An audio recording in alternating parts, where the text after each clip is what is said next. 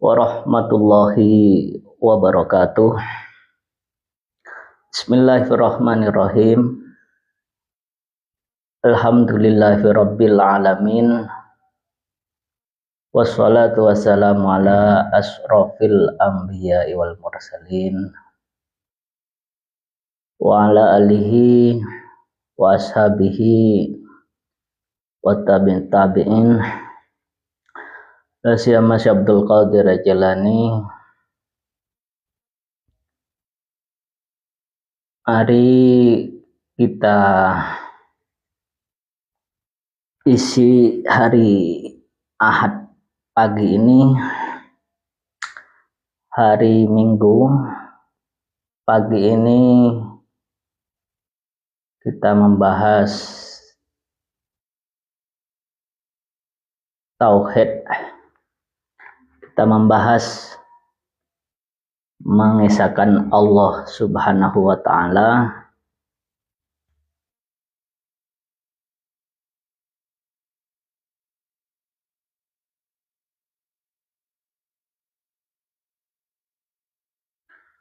dan materinya kita ambil dari buku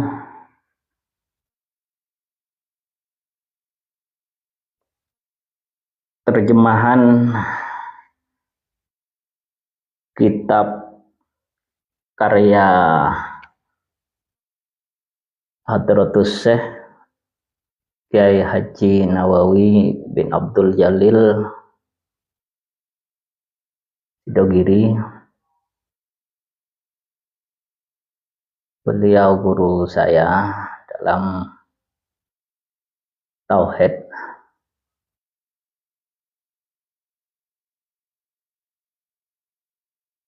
Sekiranya kita memperdalam pembahasan keesaan Allah lewat buku terjemahan dari kitab Ma'man Minad Dhalal, dengan harapan kita mengenang atau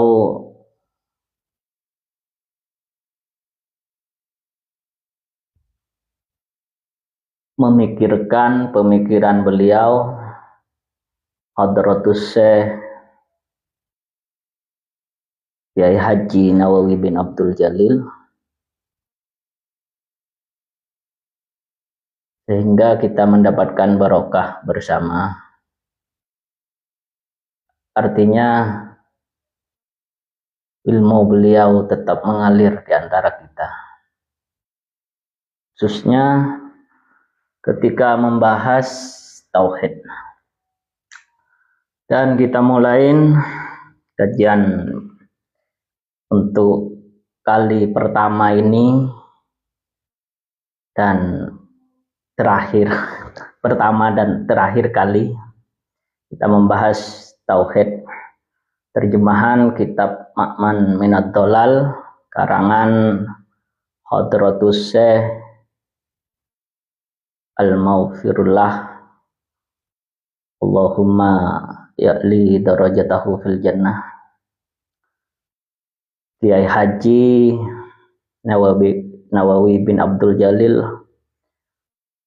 guru saya dan guru kami semua, pengasuh pondok pesantren Sidogiri. Dipikir-pikir sangat perlu pagi hari ini mengisi pemikiran kita sesuai dengan pemikiran guru kita. Artinya apa ini? Taat bersanad. Taat bersanad itu ya santri ikut gurunya. Taat bersanad, kalau saya santri Sidogiri ya ikut guru saya Sidogiri. Karena guru saya, guru kami semua itu guru dan gurunya nyambung kepada Rasulullah Shallallahu Alaihi Wasallam, dan perlu kita membahas karya otentik, karya ilmiah Hadratus Syekh Kiai Haji Nawawi bin Abdul Jalil, pengasuh Pondok Pesantren Sidogiri. Allahumma ya'li darajatahu fil jannah. Ketika memaparkan tentang Bismillahirrahmanirrahim.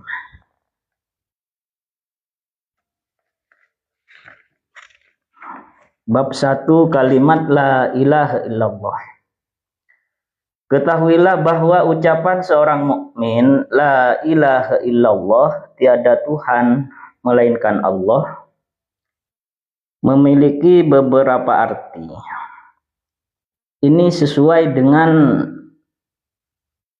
karya kitab otentik, karya ilmiah guru saya dan guru kami semua, Hadratus Syekh Kiai Haji Nawawi bin Abdul Jalil, pengasuh Pondok Pesantren Sidogiri. Ketika memaparkan la ilaha illallah, makna pertama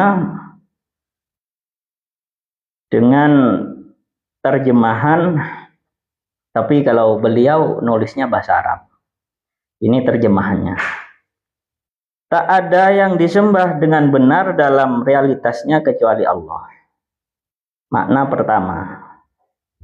Artinya makna pertama akan ada makna kedua dan makna ketiga. Artinya la ilaha illallah itu kalau dipaham makna pertamanya, tak ada yang disembah dengan benar. Walaupun merasa benar menyembah selain Allah, tetap tidak benar kalau yang disembah selain Allah. Dalam realitasnya kecuali Allah. Di sini ketika menyembah Allah maka benar. Walaupun merasa benar menyembah selain Allah,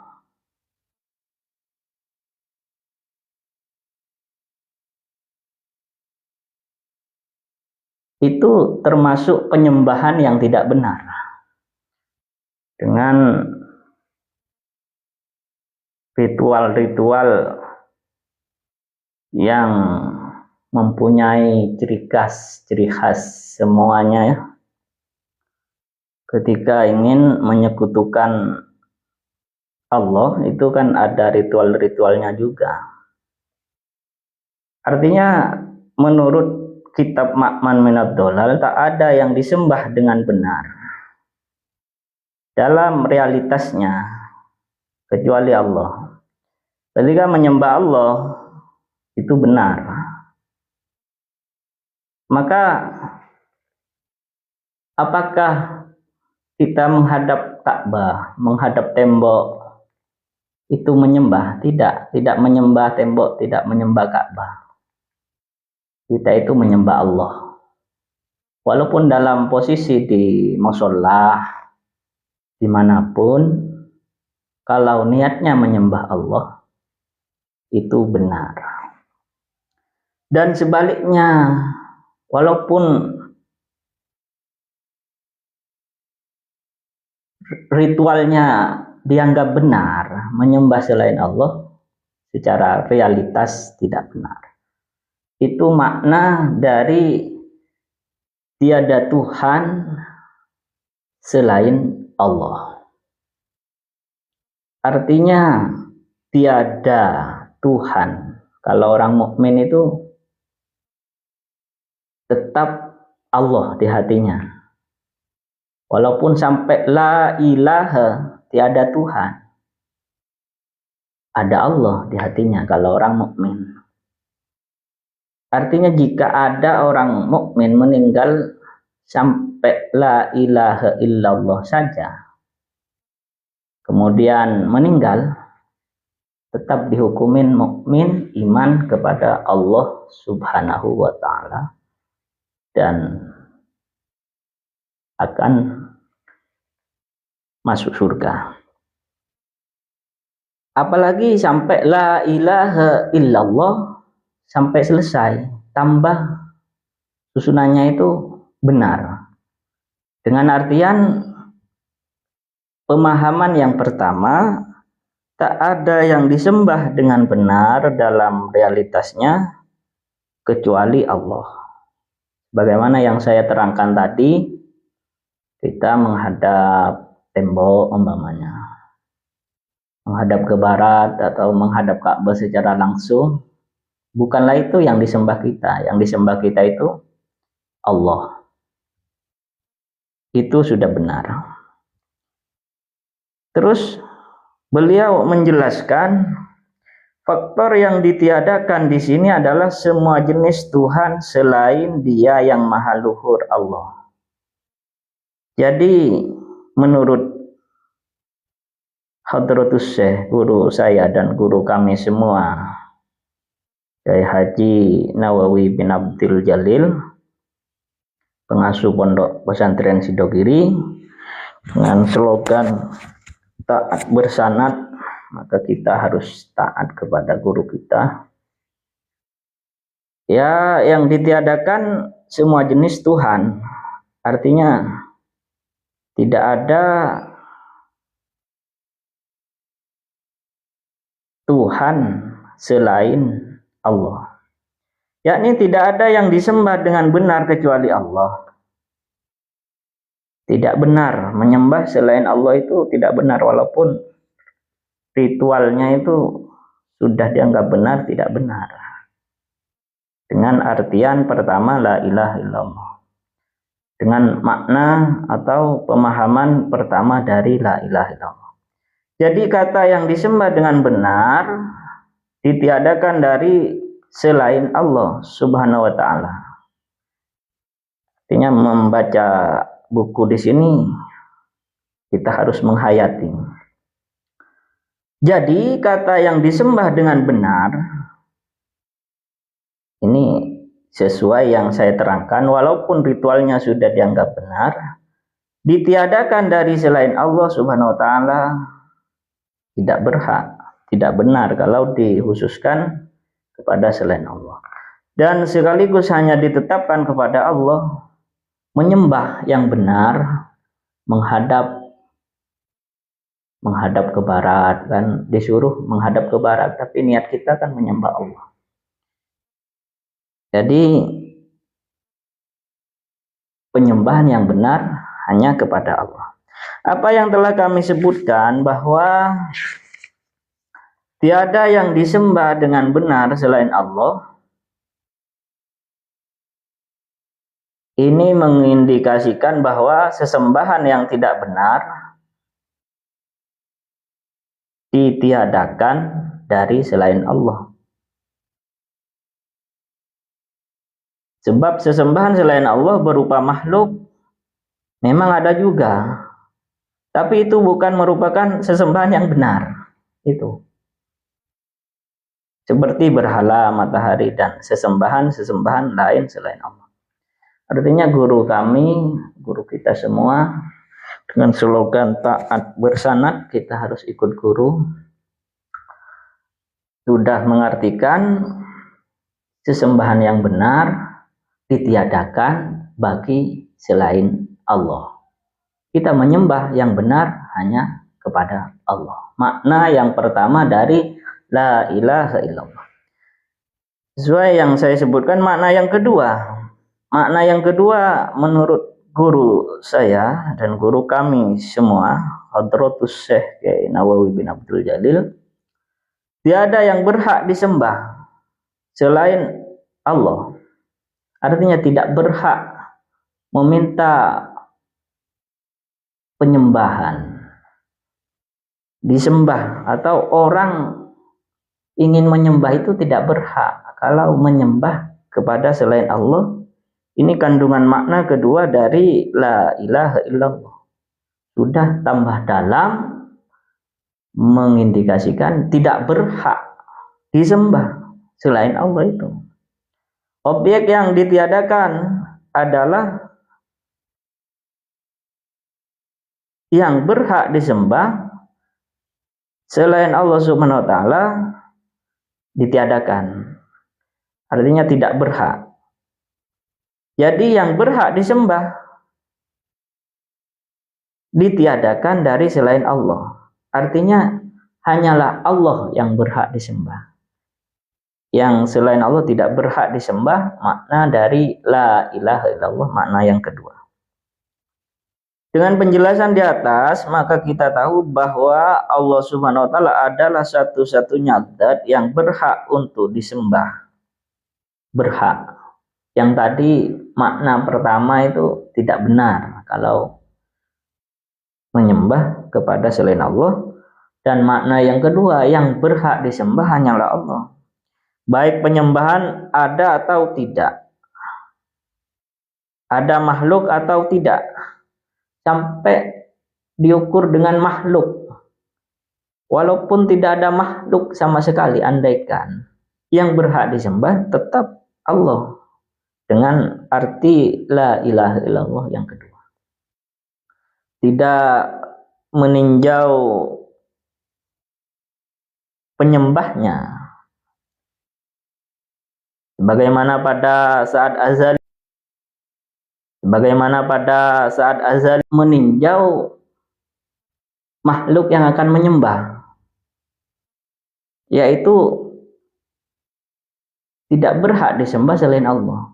Andaikan di zaman azali Allah belum menciptakan makhluk, Allah tetap berhak disembah. Selain Allah ya gak ada. Kalau Allah pada zaman azali belum menciptakan makhluk ini. Tapi di zaman azali itu sendiri, walaupun belum ada makhluk, dengan arti yang kedua, makna la ilaha illallah, hanya Allah yang berhak disembah. Mau bicara sesembahan yang lain nggak ada. Yang menyembah saja belum diciptakan, tapi dengan makna la ilaha illallah yang kedua ini, hanya Allah yang berhak disembah. Jadi kita semakin yakin makna yang pertama itu tidak. Makna yang pertama, tak ada yang disembah dengan benar, tidak benar ketika menyembah selain Allah. Dan makna yang kedua, walaupun tidak ada makhluk, yang berhak disembah itu hanyalah Allah. Apalagi sudah diciptakan makhluk.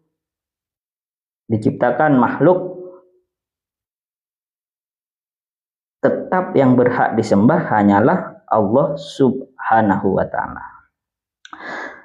Sedangkan selain Allah tidak ada yang berhak untuk disembah. Bila ada yang menyembah, berarti penyembahan itu adalah sebuah kebatilan. Perbedaan antara dua pengertian di atas ini, Hadratus Syekh, guru saya dan guru kami semua, dengan slogan saya ini taat bersanad, kita harus ikut guru. Hadratus Syekh menjelaskan perbedaan makna ke satu dan kedua. Artinya buku ini persis dengan kitab aslinya karangan Hadratus Syekh Kiai Haji Abdul Jalil yang merupakan muhtasar PBNU waktu beliau masih hidup, dan berpesan jangan ditinggal NU. Santri Sidogiri itu tidak boleh meninggalkan NU. Perbedaan antara dua pengertian di atas adalah bahwa arti pertama berdasarkan tinjauan ada dan tidaknya subjek penyembah. Allah disembah ketika penyembahnya sudah ada dan dia tidak disembah bila subjek penyembahnya tidak ada.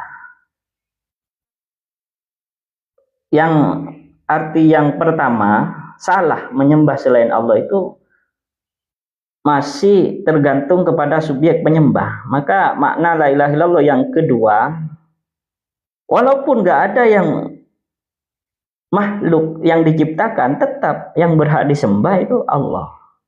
Ini zaman azali.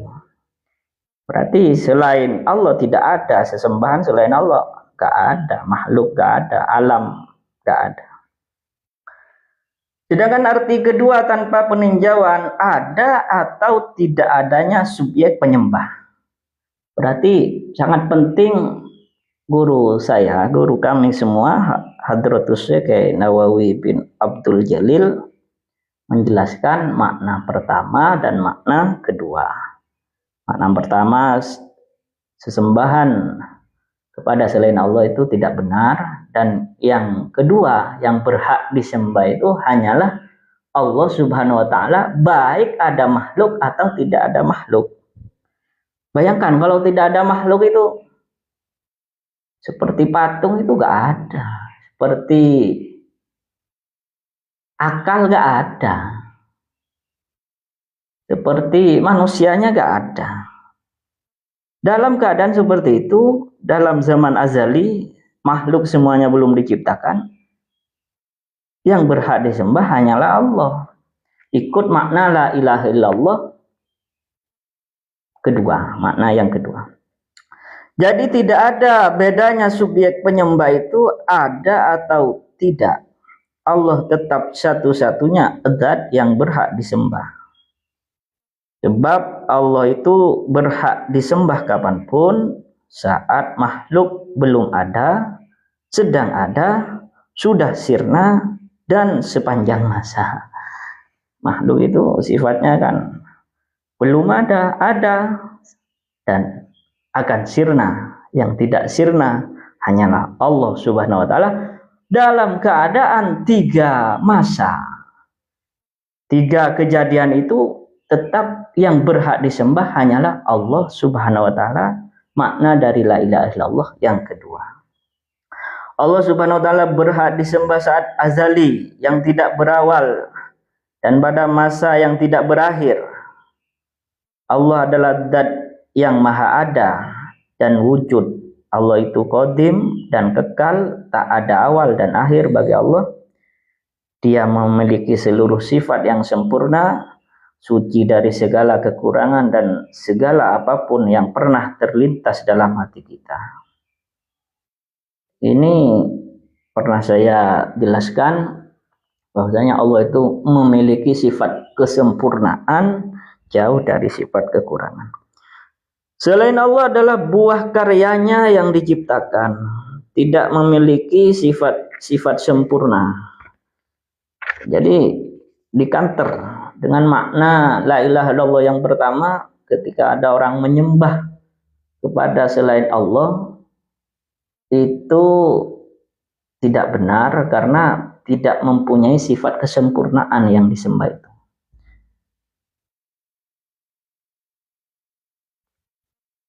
Dan ketika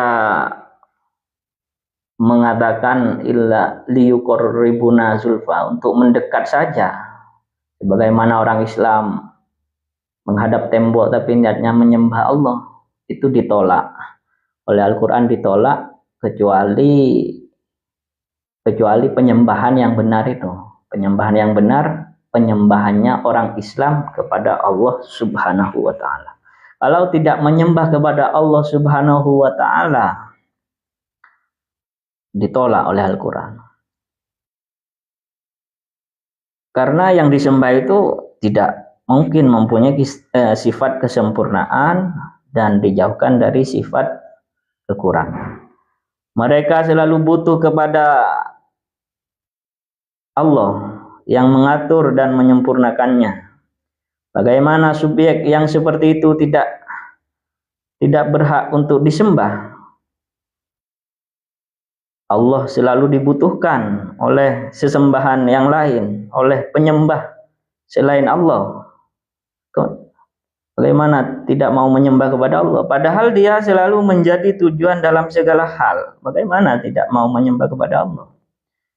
Memiliki segala sifat yang sempurna dan maha suci dari segala ketidaksempurnaan Allah. Bagaimanakah sesuatu selain Allah tidak menyembahnya? Ini kalimat ini sebenarnya makhluk ini semuanya menyembah kepada Allah. Dengan dijelaskan oleh Hadratus Syekh Nawawi, bagaimana semua hal tidak akan menyembah Allah karena butuh semua kepada Allah. Dan dijelaskan juga batu umpamanya, makhluk yang lain, air, angin, daun, berzikir kepada Allah karena butuh kepada Allah semuanya. Ya, dari gak ada dia diadakan oleh Allah. Karena kita kalau berpikir siapa yang mampu mengadakan ini, pasti Tuhan yang maha sempurna yang mampu mengadakan. Walaupun dikasih teori, pasti larinya harus ada Tuhan. Teori Big Bang apa itu, larinya pasti, atau teori akal, teori tasawuf, semuanya pasti meruntut kepada satu kekuatan yang maha sempurna, yaitu Tuhan Allah Subhanahu wa taala. Bagaimana tidak akan menyembah Allah? Padahal mereka senantiasa tidak terlepas dari berbagai kekurangan yang butuh kepada Allah. Jadi makna la ilaha illallah, tidak benar sesembahan kalau menyembah kepada selain Allah, walaupun ritualnya sudah dianggap benar. Yang kedua, yang berhak disembah walaupun subjek penyembahnya makhluk belum ada di zaman azali ini, atau nanti ketika makhluk sudah rusak semua, kecuali Allah tidak rusak, yang berhak disembah Allah. Makna yang kedua. Makna ketiga, tidak ada yang tidak butuh kepada yang lain dan senantiasa dibutuhkan oleh yang lain kecuali Allah. Allah selalu dibutuhkan oleh yang lain, ini masuk ke makna yang ketiga. Jadi makna la ilaha illallah itu menurut guru saya, Muhammad Firlahu, Hadratus Syekh Haji Nawawi bin Abdul Jalil, ada 3, sehingga keyakinan kita kalau menyembah kepada selain Allah itu batil. Ini meninjau ada makhluk yang menyembah. Yang kedua, walaupun tidak ada makhluk, yang berhak disembah itu hanyalah Allah Subhanahu wa taala. Di zaman azali, sekarang, dan ketika rusak makhluk semuanya ini, yang berhak disembah hanyalah Allah. Mana yang ketiga, selain Allah itu selalu membutuhkan kepada Allah. Ketika belum ada, siapa yang bisa mengadakan makhluk? Pakai teori apa aja, pasti butuh kepada Allah. Setelah ada, sekarang ini butuh kepada Allah. Bagaimana tidak butuh kepada Allah? Rizki saja ditumbuhkan dari bumi. Orang tua diciptakan oleh Allah. Terus semuanya itu dibuat dari ciptaan Allah sampai sekarang. Jadi predikat tidak butuh pada yang lain dan senantiasa dibutuhkan oleh yang lain itu Allah.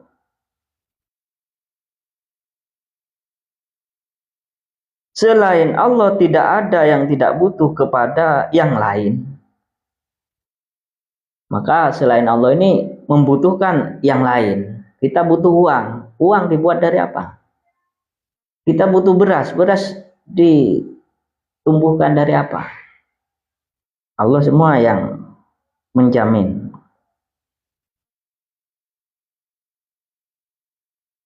Maka kita ini butuh kepada selain kita. Selain Allah tidak ada yang tidak butuh kepada yang lain dan senantiasa dibutuhkan oleh yang lain. Dan butuh kepada Allah semuanya. Arti makna pertama, tidak benar ketika menyembah kepada selain Allah, walaupun ritualnya sudah dianggap benar. Yang kedua, maknanya itu yang berhak disembah waktu tidak adanya makhluk, waktu adanya makhluk, sampai makhluk rusak, ini hanyalah Allah.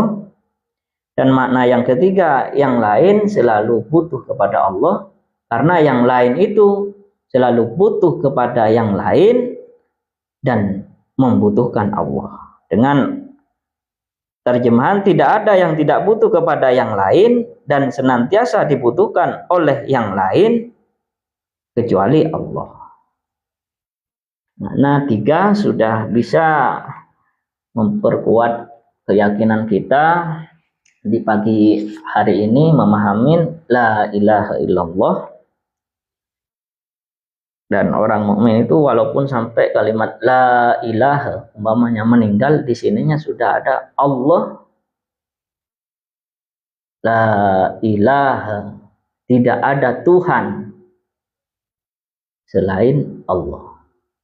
Artinya tidak ada Tuhan, di sini sudah ada Tuhan Allah. Kalau orang mukmin, walaupun ketika mau meninggal la ilah, tidak sampai nafasnya kepada Allah, la ilah, tidak ada Tuhan, tapi orang mukmin itu di hatinya sudah tersimpan Allah, sesuai dengan ayat illa ma yusabbihi fu'adak. Orang mukmin ini sudah tersimpan Allah di dadanya. Mungkin tiga makna yang tadi itu tidak benar sesembahan, walaupun ritualnya sudah dianggap benar, kalau menyembah selain Allah Subhanahu wa Ta'ala. Dan yang kedua, maknanya la ilaha illallah itu meninjau makhluk, tidak ada dan rusak nantinya. Yang berhak disembah Allah. Artinya Allah itu berhak disembah mulai sejak zaman azali, makhluk belum ada, hanya Allah. Kita tidak usah membahas selain Allah. Dan yang ketiga, senantiasa yang lain ini butuh kepada yang lain dan membutuhkan Allah. Berarti yang dibutuhkan oleh yang lain selain Allah, ya Allah. Itulah makna la ilaha illallah 1, 2, dan 3. Maka dengan mengetahui makna itu, tanamkanlah di hati, ya Tuhan itu Allah. Allah yang kita penyembahannya benar, ritualnya sudah benar kalau menyembah Allah. Kalau menyembah selain Allah, tidak benar ritualnya. Dan yang kedua, kok mau menyembah yang lain, yang berhak disembah itu Allah. Buktinya, ketika gak ada yang lain, makhluk belum diciptakan, yang berhak itu Allah. Yang ketiga, selalu butuh kepada Allah. Di sini sudah tersimpan, ketika kita melafalkan la ilaha, tiada Tuhan, Allah sudah ada. Sudah disembah. Kita nyembah, kita sholat duhur, kita sholat sunnah, menyembah Allah. Kita sholat asar, kita sholat maghrib, kita sholat isya, kita sholat subuh, atau zikir, menyembah. Semuanya menyembah kepada Allah, zikir kepada Allah. Dan oleh Hadratus Syekh Nawawi bin Abdul Jalil, ada beberapa hal yang perlu diketahui. Pertama, tentang qadim dan baqa'nya sifat ketuhanan Allah. Setelah guru saya, guru kami semua, Al-Maghfirullah, kayak Haji Nawawi bin Abdul Jalil, dengan slogan kalau santri sidok ini taat bersanad, harus nantiasa bersama guru. Perlu diketahui bahwa sifat ketuhanan adalah predikat khusus bagi Allah. Sifat ketuhanan itu sifat qadim. Makhluk belum ada, Tuhan, sifat ketuhanan itu hanya bagi Allah. Yang menetap pada zat Allah serta tidak memiliki awal dan akhir.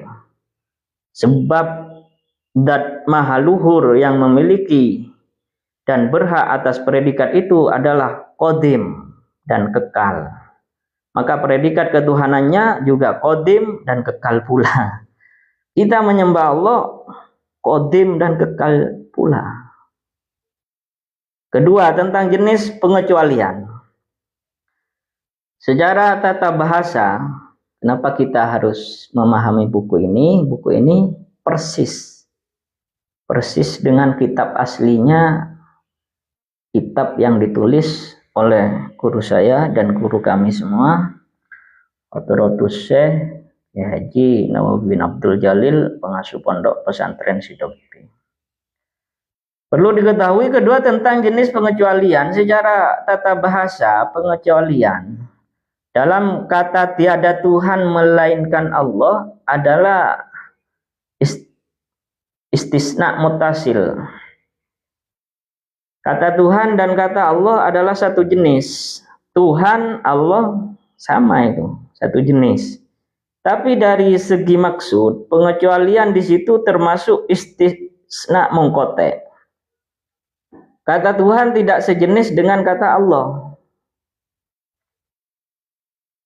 Ketika bilang Tuhan, banyak orang yang mengartikan Tuhan yang lain dimasukkan. Tapi kalau orang mukmin, Tuhan yang dimaksud itu Allah. Maka orang mukmin menggunakan istisna mungkote. Istisna mungkote. Kata Tuhan tidak sejenis dengan kata Allah. Atau istisna muttasil, kata Tuhan dan kata Allah adalah satu jenis. Menyebut Tuhan, tapi yang dimaksud Allah ya benar juga. Sebab maksud dari Tuhan yang ditiadakan, dinafikan di situ adalah selain Allah. Sebab kata Tuhan di notasinya adalah yang disembah dengan benar. Kalau sudah tahu maknanya yang berhak disembah dengan benar ya Allah, maka Tuhan yang dimaksud Tuhan oleh orang mukmin itu Allah, bukan Allah. Kata Tuhan merupakan terma universal, umum. Kalau Tuhan itu masih umum, dan kata Tuhan tidak ada objek. Realitasnya yang benar kecuali person. Person ini sudah mengarah ke Allah saja. Tuhan universal ketika menggunakan kata istisna muttasil, Tuhan dan Allah disamakan maknanya, tapi Tuhan selain Allah sudah ditiadakan. Ketika menggunakan istisna mungkote, kata Tuhan tidak sejenis dengan kata Allah. Lah jelas Tuhan dengan Allah tidak sejenis. Maka Tuhan selain Allah juga dinafikan.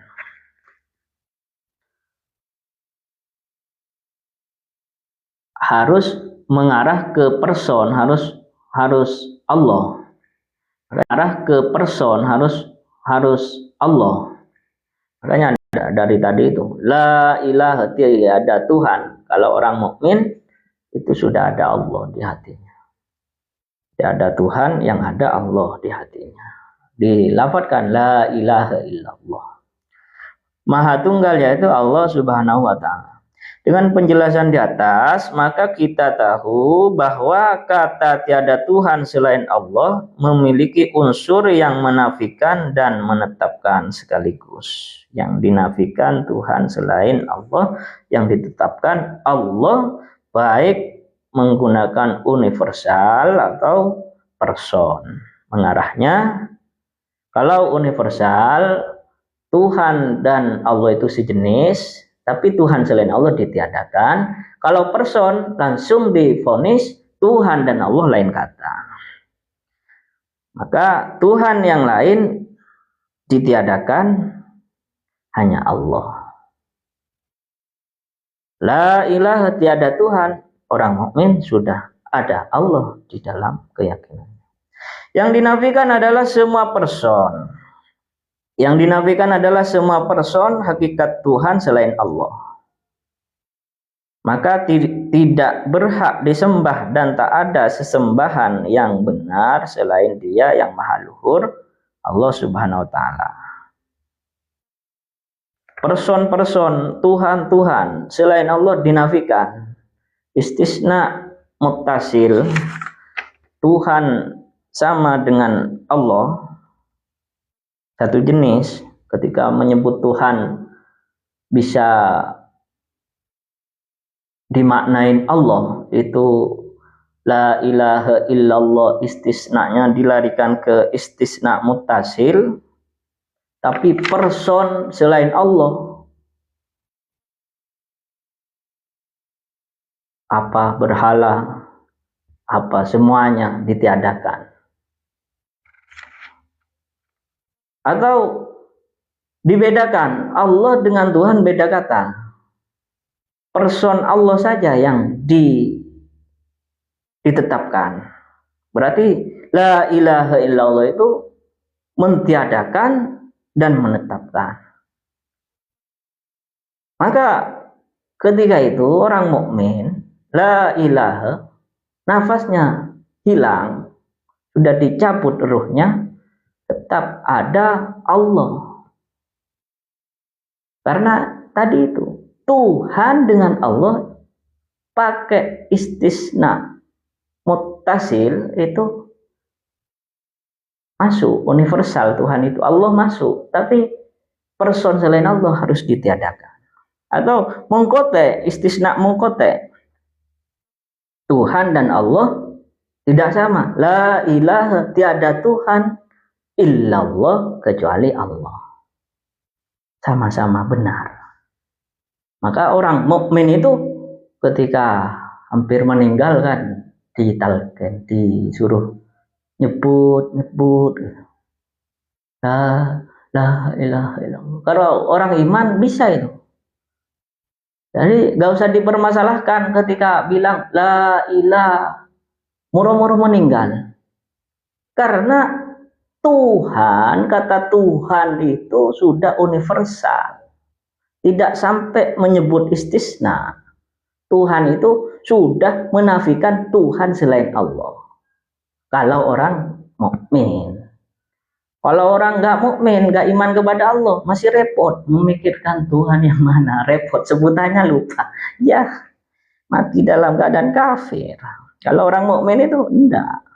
La ilaha sudah menetap di keyakinannya, di hatinya. Person-person selain Allah, walaupun kata Tuhan sejenis dengan Allah, istisna muttasil, tapi person selain Allah sudah ditiadakan, yang ada hanyalah Allah. Husnul khotimah.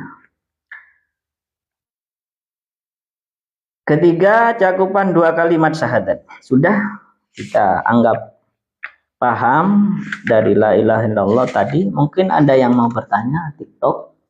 Kalau yang Facebook gak bertanya, karena Facebook sudah langganan mendengarkan kajian saya. Insya Allah nanti habis maghrib kajian tafsir. Tapi tafsirnya juga taat bersanad, sanad ke Sidogiri, sanad ke Jombang, ke Hadratus Syekh Hasyim Asy'ari dan guru-guru saya setelah berguru ke anak putune Hadratus Syekh Hasyim Asy'ari, dan yang di Kudus juga guru saya, guru Quran saya, Yai Sya'roni. Ya Allah masih berguru ke Ki Asnawi Kudus. Nah, di Kudus itu ada pendiri NU namanya Ki Asnawi. Mungkin ada yang mau bertanya di TikTok saya. Kalau gak ada yang bertanya, saya simpulkan lagi. Makna la ilaha illallah itu pertama, sesembahan selain Allah walaupun ritualnya itu dianggap benar, tidak sah, tidak benar. Dan sebaliknya kalau kita menyembah Allah Subhanahu wa taala walaupun menghadap tembok, hadap tembok atau hadap ke Ka'bah, ke barat lah, tapi kita menyembah Allah, itu sudah benar, ritualnya benar. Dan yang kedua makna, terima kasih kalau di TikTok ada kip-kipnya, terima kasih kipnya. Dan makna yang kedua, tidak berhak selain Allah itu disembah, karena meninjau sebelum Allah menciptakan makhluk ini yang berhak hanya Allah. Tidak, di zaman azali itu belum menciptakan makhluk ini Allah, tapi Allah berhak sampai nanti rusak. Ketika rusak semuanya, yang tidak rusak itu Allah, hubungannya dengan sifatnya Allah, Qidam, Qadim, Baqo itu. Dan yang ketiga, selain itu, selainnya pasti membutuhkan kepada yang lain dan senantiasa membutuhkan kepada Allah. Kalau istisna dalam la ilaha illallah karena ada ilah, Fauzi Afandi. Ya, Engki Kak Fauzi Afandi. Kajian pertama dan terakhir. Ahad. Soalnya malam Senin kajian saya. Kajian tafsir Jalalain itu malam Senin yang istiqomah dari 2019. Kalau ini kita mengisi pagi ini pertama dan terakhir, kalau nanti dianggap perlu saya kajian lagi. Penting bukunya ini persis dengan kitab Ma'man Minad Dhalal yang dikarang Hadratus Syekh Kiai Nawawi bin Abdul Jalil. Dan mengenai istisna itu ada muttasil dan munqati. Kalau menggunakan muttasil, kata Tuhan universal, person Allah, walaupun universal, tapi kalau menurut orang yang beriman kepada Allah, person yang lain sudah ditiadakan. Jadi orang yang beriman bilang Tuhan, itu Allah maksudnya. Jadi kalau meninggal, la ilaha, tidak ada Tuhan, di sininya sudah ada Allah. Karena mentiadakan person-person selain Allah. Dan kalau menggunakan istisna munqati, jelas, tambah jelas, Tuhan dan Allah lain kata. Maka ada Tuhan, yang ada hanyalah Allah. Itu makna dari la ilaha illallah. Dan ketiga, makna ketiga, pertama, makna ketiga sudah saya jelaskan. Yang perlu diketahui pertama tentang Qadim dan Baqo, azali itu. Dan yang kedua tentang jenis istisna. Dan yang ketiga yang perlu diketahui menurut Hadratus Syekh Nawawi bin Abdul Jalil, cakupan dua kalimat syahadat terhadap keseluruhan akidah. Arti dari kalimat tidak ada Tuhan melainkan Allah, Muhammad adalah utusan Allah, telah mencakup semua akidah agama yang dikenal dengan akidah 50. Akidah aqaid seket canteng matur.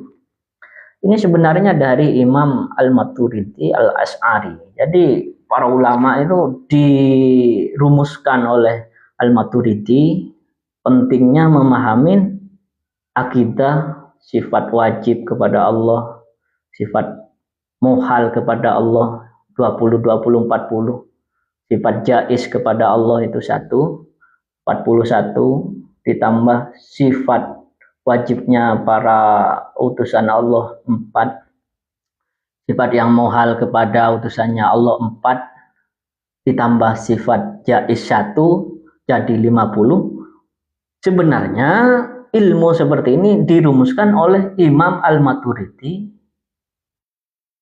dan Imam Asy'ari. Itu yang mana gurunya itu? Apa Al-Maturidi dulu, apa Al-Asy'ari? Jadi ulama-ulama itu sama keyakinannya sampai kepada anak-anak di Madura, anak di Jawa, anak di Nusantara ini sama sampai tua, menekankan pentingnya aqaid 50. Bukan ulama sekarangan yang buat itu, ulama Al-Maturidi dan Al-Asy'ari. Itu hebatnya. Andaikan Al-Maturidi belum menemukan fokus sifat, Allah harus mempunyai sifat yang sempurna, sifat jauh dari sifat yang kekurangan. Itu kan sebenarnya ada semua di dalam Al-Quran. Tapi begitu cerdasnya Al-Maturidi bisa merumuskan 50 sifat itu. 50 tambah jaiz 1, dan sifat wajib Rasul Allah 4, tambah 4, 49, tambah 1 yang jaiz 50. 50 kata Hadratus Syekh Nawawi ini sudah dicakup oleh kalimat tidak ada Tuhan melainkan Allah, Muhammad adalah utusan Allah. Beres, sudah sama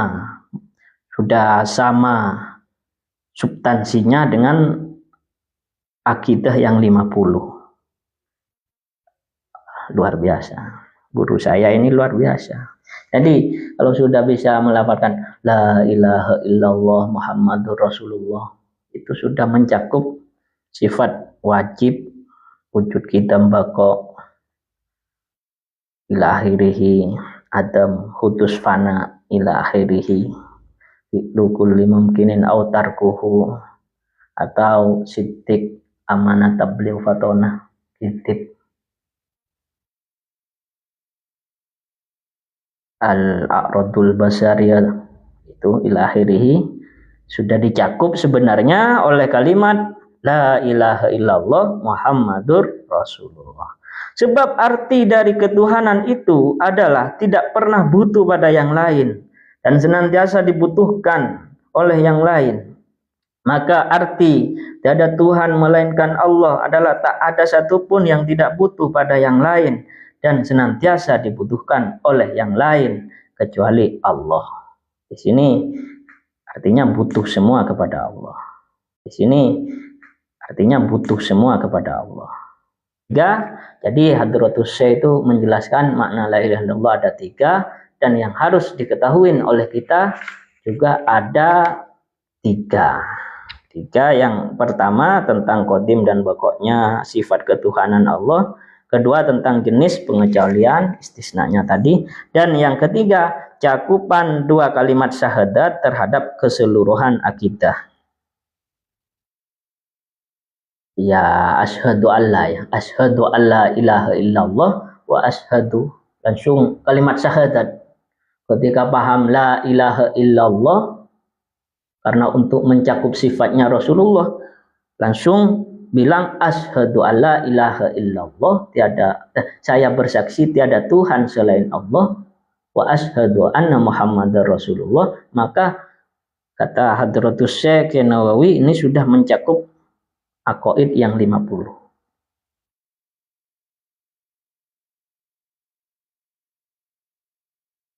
Ketika Hadratus Syekh menjelaskan tiada Tuhan melainkan Allah, adalah tak ada satupun yang tidak butuh pada yang lain dan senantiasa dibutuhkan oleh yang lain kecuali Allah. Artinya butuh semua kepada Allah. Cakupan dari Allah tidak pernah butuh kepada yang lain. Ini kalaupun baca buku sama dengan baca kitab. Yang narjemah ini guru Sidogiri, guru saya. Dengan tidak pernah butuh pada yang lain, berarti Allah memiliki sifat wajib, ada, wujud. Tidak memiliki permulaan, kidam, kekal, bakok. Sama sekali tidak ada unsur kesamaan dengan makhluk. Mukhalafatul lil hawadis. Tidak membutuhkan apapun dan siapapun. Qiyamu binafsih.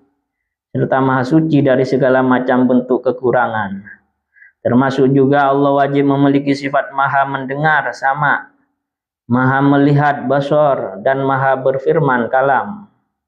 Jadi Al-Quran itu firman-Nya Allah. Jadi Allah memberikan hidayah lewat Al-Quran, ya boleh-boleh saja, karena itu firman-Nya Allah. Sebab bila sifat ini tidak terdapat pada Allah, maka Allah butuh pada subjek lain yang menciptakannya, tempat atau subjek penyelamat dari kekurangan-kekurangan itu. Bagaimana hal itu terjadi padahal Allah tidak pernah membutuhkan pada yang lain? Maka kalimat maka Allah akan butuh dan seterusnya jelas tidak benar. Tidak benar lah. Ini pemikiran masih sangat penting. Masih bisa dinalar. Tapi ketika di penelitian, Big Bang itu juga butuh kepada pencipta yang maha dahsyat. Walaupun dengan teori apapun, teori Al-Farabi, akal ke-10 itu pasti membutuhkan di atas akal. Big Bang ya, terkenal Big Bang di dunia modern itu Big Bang.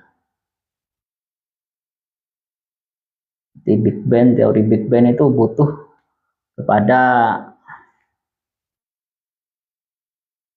yang mengadakan yang harus maha dahsyat, maha luar biasa. Ya Allah itu. Maka Allah yang maha suci wajib memiliki sifat tersebut.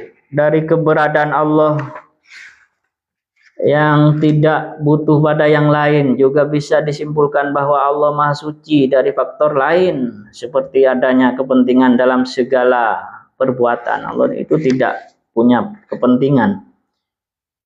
Allah dan segala hukum yang ditetapkannya, Allah tidak mempunyai kepentingan.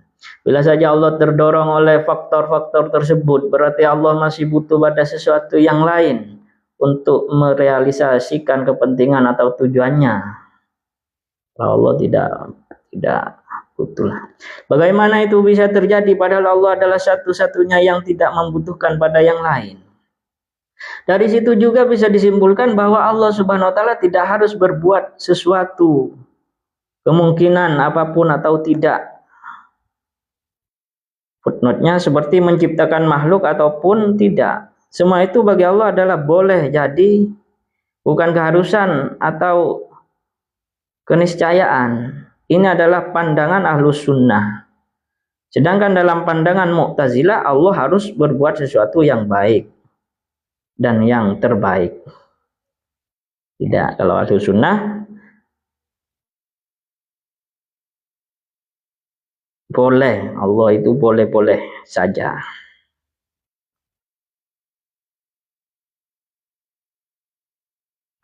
Sebab bila Allah harus berbuat sesuatu yang bukan keniscayaan, mungkinat, atau mustahil melakukannya, misalnya Allah harus memberi pahala untuk amal baik seseorang, maka berarti Allah masih dikategorikan butuh atau bergantung pada faktor lain. Outsider.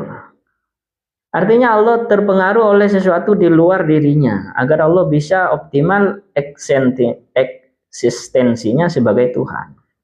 Sebab tidak ada sesuatu apapun yang menjadi keharusan bagi Allah kecuali kesempurnaannya sendiri. Bagaimana tidak? Sebab Dialah yang maha kaya, tidak butuh pada sesuatu apapun dan siapapun. Tapi kita, ya Allah, kalau Allah itu tidak harus memberikan kita pahala, tidak harus kalau bagi Allah. Kalau kita butuh kepada pahala, karena pahala itu sawab, pahala itu bisa mengantarkan kita ke surga.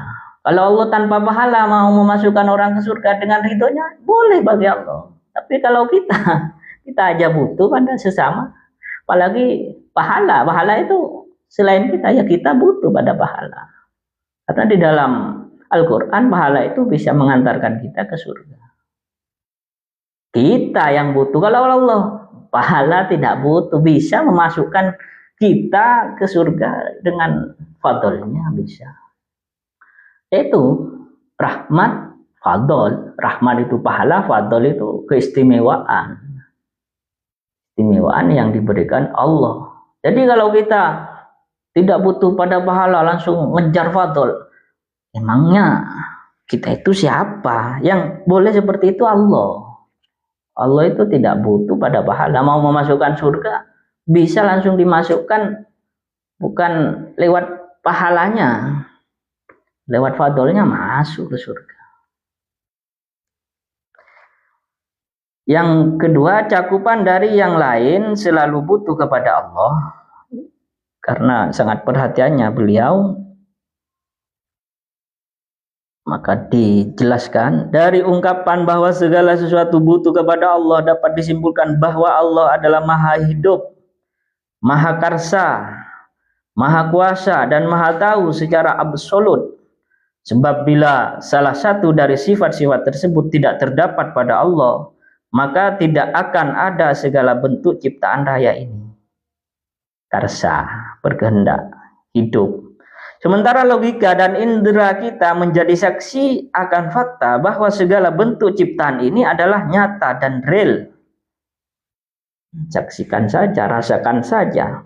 Maka berarti kalimat tidak akan ada segala bentuk ciptaan ini, padahal faktanya segala bentuk ciptaan nyata adanya.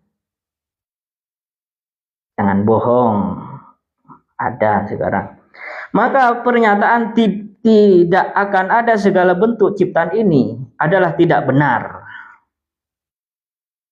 Allah sudah menciptakan, ya. Tafakkaru fi khalqillah, pikir fi khalqillah, pikir Allah itu. Berarti yang benar adalah sebaliknya, yaitu realnya, eksistensi ciptaan semesta ini jadi eksistensi ada, real ada. Jadi kesimpulannya berarti sifat-sifat tersebut adalah wajib bagi Allah. Allah berkehendak memang menciptakan. Kalau Allah tidak berkehendak, ya tidak ada ciptaan. Mengapa demikian? Ini adalah tidak terlepas dari hukum sebab akibat. Bila syarat sebab tidak ada secara logika, kalau Allah tidak mempunyai sifat kekuasaan, secara Big Bang salah berarti. Teori tauhid salah.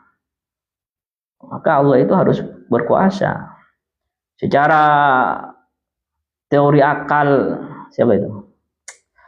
Apa yang punya teori akal ke-10 itu? Al-Farabi, ya. Yang kembali kepada Allah lagi. Niscaya masyrut, akibat pasti tidak ada pula. Itulah cara berpikirnya. Adanya kekuasaan Allah, ya ada. Logikanya bila tidak ada sifat hidup, hayat, Allah dikatakan tidak hidup, maka jelas tidak ada sifat tahu, maka Allah tidak akan mengetahui. Dan juga tidak akan memiliki sifat karsa, iroda, menghendaki, dan kuasa kudro. Maka Allah itu ya hidup, sifat, ya, bukan gimana, sifat itu bukan adat. Adat itu cuman disifatin gitu. Allah itu hiduplah, mengetahui, berkehendak, bukan Tuhan, bukan mentuhankan kehendak, bukan itu. Maksudnya sifat saja. Dan kuasa kudroh, Allah itu berarti Tuhan. Tuhan pakai istisna mutasil, universal. Bila 4 sifat ini tidak ada, negatif, maka tak akan menjelma bentuk ciptaan apapun, termasuk logika kita yang memikirkan hal itu. Bagaimana kita berpikir kalau Allah tidak mempunyai sifat hidup, pikiran kita gak ada, kata Hadratus Syekh. Kalau Allah tidak mempunyai sifat mengetahui dan iroda, karsa, berkehendak, berkuasa, sampai logika kita tidak akan ada. Jika demikian, maka tak ada suatu apapun yang bergantung dan butuh kepada Allah. Ya, kalau berani mentiadakan sifat hayat, ilmu, irodah, ya nggak ada semua, kudroh, nggak ada semua. Andaikan sifat kuasa saja yang tidak ada, maka Allah tidak memiliki kemampuan dan tidak mampu berbuat apapun, termasuk menciptakan sesuatu alam. Jika demikian, maka lagi-lagi tak ada suatu apapun yang butuh kepada Allah. Andaikan sifat berkehendak yang negatif, Allah tidak mempunyai sifat berkehendak. Ini setelah paham makna la ilaha illallah yang ada 3 tadi, tidak ada sesembahan yang benar walaupun ritualnya benar, kecuali menyembah Allah, ritualnya itu benar. Dan makna yang kedua, tidak berhak disembah kecuali Allah, walaupun gak ada makhluk di zaman asli yang berhak, hanyalah Allah. Sampai sekarang, sampai nanti gak ada lagi tetap Allah yang berhak disembah. Dan yang ketiga maknanya, semuanya butuh kepada Allah, butuh kepada yang lain, dan senantiasa yang lain butuh kepada Allah. Sehingga la ilaha illallah, asyhadu alla ilaha illallah, maka pembahasannya ke sifat.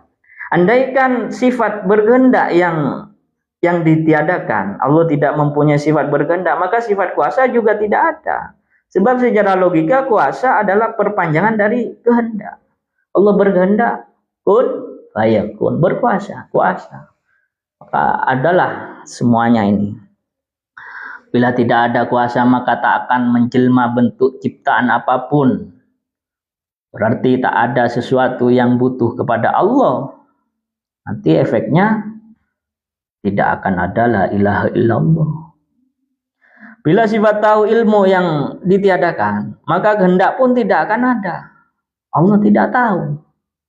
Sebab dalam nalar logika, iroda, karsa, bisa ada bila ada pengetahuan. Berarti Allah sangat tahu. Tahu. Kita ini butuh. Itu juga berujung pada negatifnya kuasa dan tidak adanya kemampuan. Maka tidak ada sesuatu apapun yang butuh kepada Allah.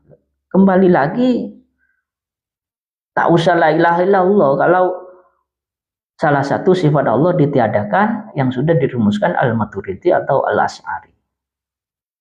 Buat apa? Sedangkan la ilaha illallah nanti muncul asyhadu alla ilaha illallah wa asyhadu anna Muhammadar Rasulullah, mencakup 50 sifat aqaid 50. Jadi gak boleh ditiadakan yang 50 itu. Semua ini tidak benar kalau ditiadakan. Yang benar adalah sebaliknya, bahwa sifat hayat, maha hidup, ilmu, maha tahu, iroda, tapi beda ya, beda dengan hidupnya kita. Iroda, maha karsa, dan kudroh, maha kuasa, mustahil tidak terdapat pada Allah. Sebab selain Allah senantiasa butuh kepadanya. Kembali kepada makna la ilaha illallah yang ketiga. Kalau kita tidak paham makna yang ketiga, yang lain lalu butuh kepada Allah, ya bisa-bisa kurang nyambung kepada sifatnya nanti.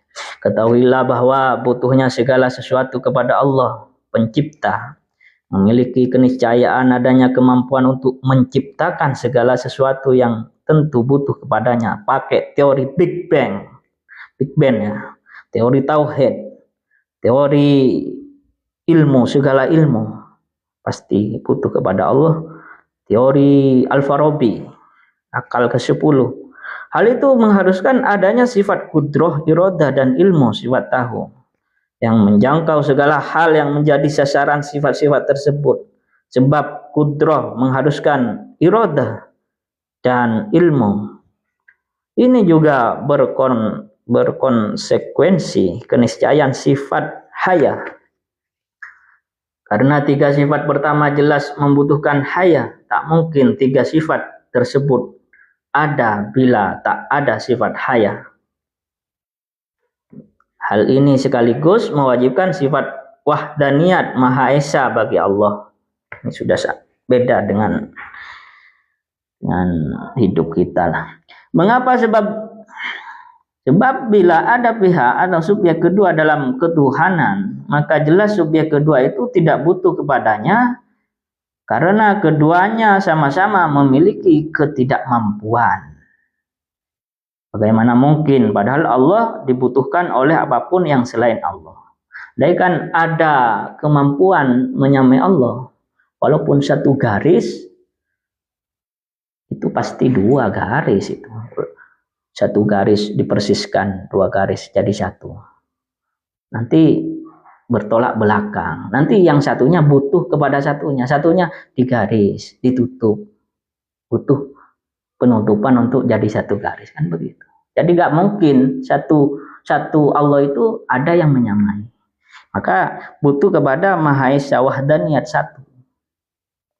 Dari situ juga bisa dirumuskan bahwa keberadaan alam semesta secara menyeluruh adalah baru sebuah objek ciptaan yang memiliki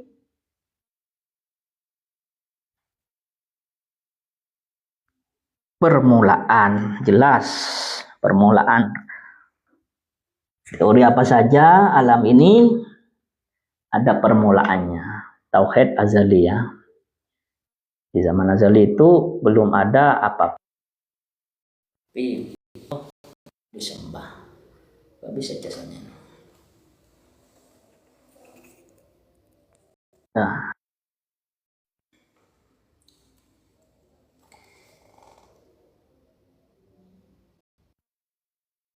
Lanjut sampai satu hari gak apa-apa, kita lanjut. Saya perbaikin dulu karena ini kajian Ahad pagi pertama kali dan terakhir. Saya merasa butuh kok gak bisa nih ya.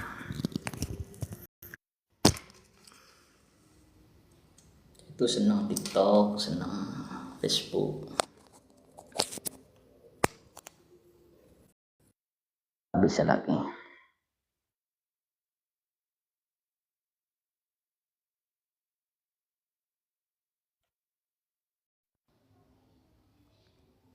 Gak masuk.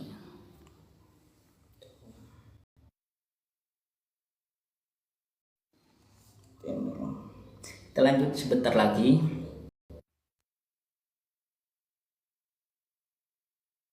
Nah.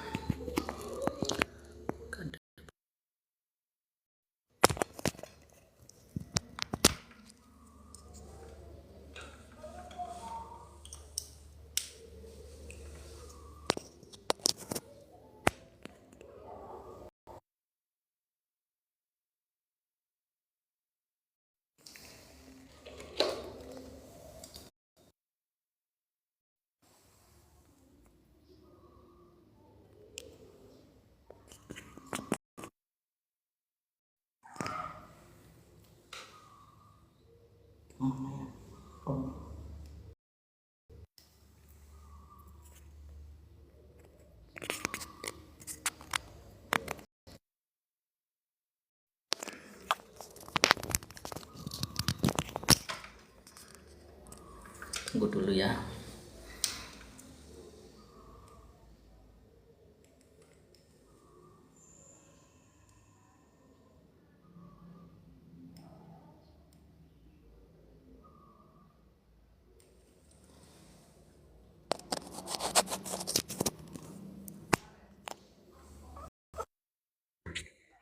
Masuk.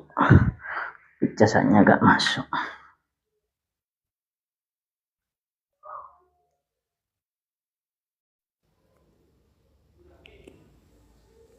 Nah, Lana. Ada Lana.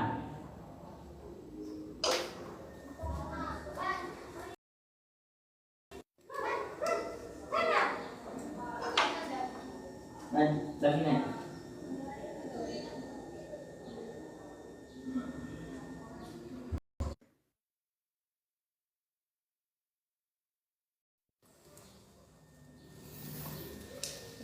Kita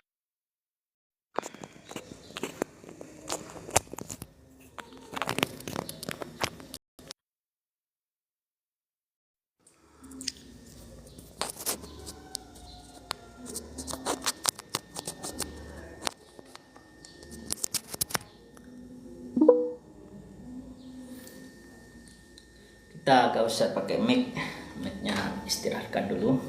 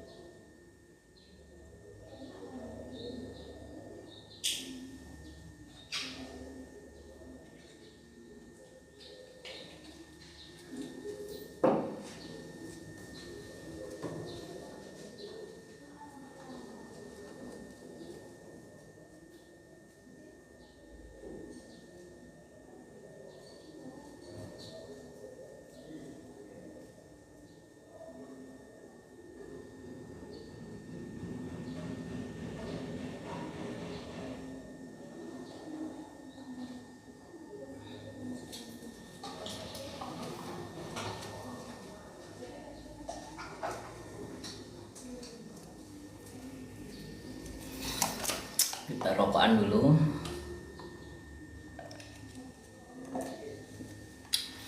Belum kajian tauhid, cuman kitab Ma'man Minatulal. Dilanjut kita rokokan dulu,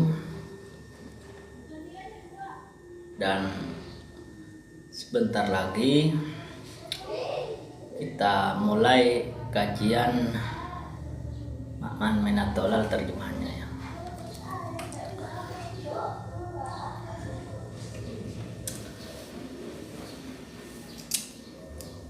Yang penting kita sudah paham makna la ilaha illallah ada 3. Pertama, tidak benar sesembahan ketika menyembah kepada selain Allah, walaupun ritualnya sudah dianggap benar. Dan makna la ilaha illallah yang kedua, yang berhak disembah sejak makhluk tidak ada di zaman azali, sekarang, sebelum kita, dan ketika makhluk rusak itu hanya Allah. Dan yang ketiga, makna la ilaha illallah itu segala sesuatu yang lain butuh kepada yang lainnya dan senantiasa butuh kepada Allah Subhanahu wa ta'ala, dan memahamin istisna universal Tuhan. Kalau pakai istisna muttasil pun universal,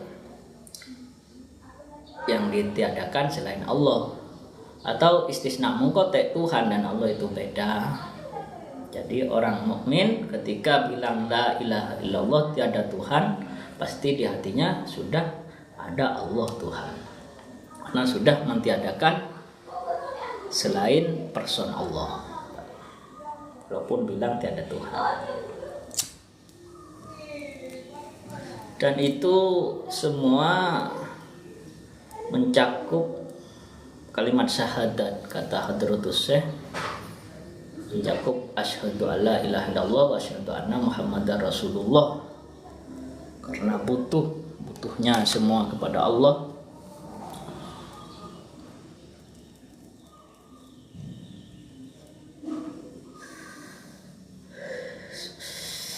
Dan sudah mencakup sifat aqaid yang 50. Cuman penalarannya seperti yang tadi, nanti dimulai lagi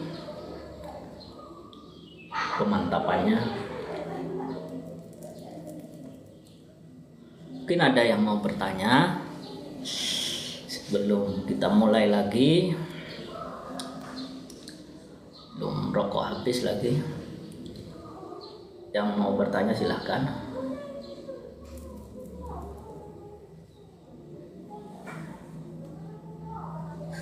Lana sudah gak ada?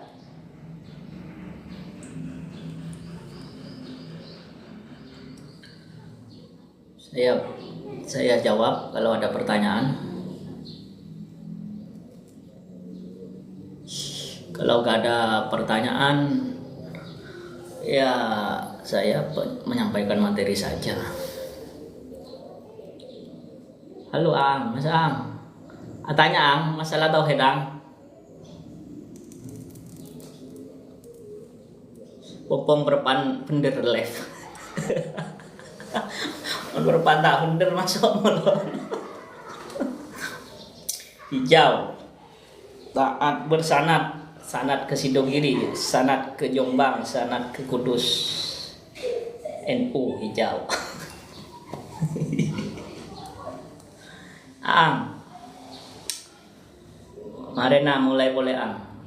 Nanti mulai lagi kajiannya.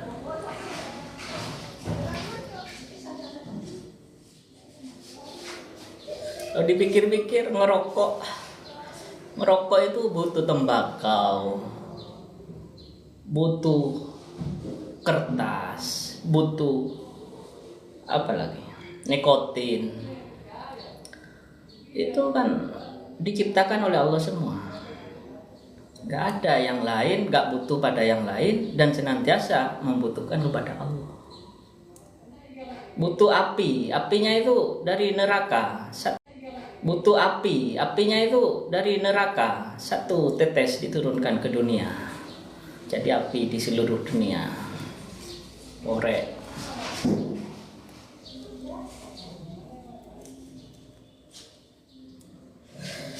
Ahli tauhid itu rokok saja sudah ingat kepada Allah. Ahli tauhid la ilaha illallah sudah menetapkan Allah sebagai Tuhan.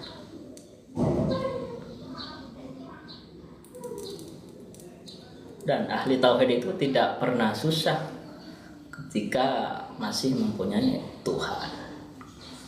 Tuhan pakai istisna muqatta atau istisna muttasil.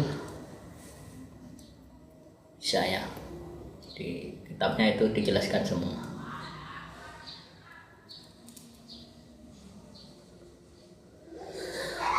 Mungkin ada yang mau bertanya sekali lagi di Facebook.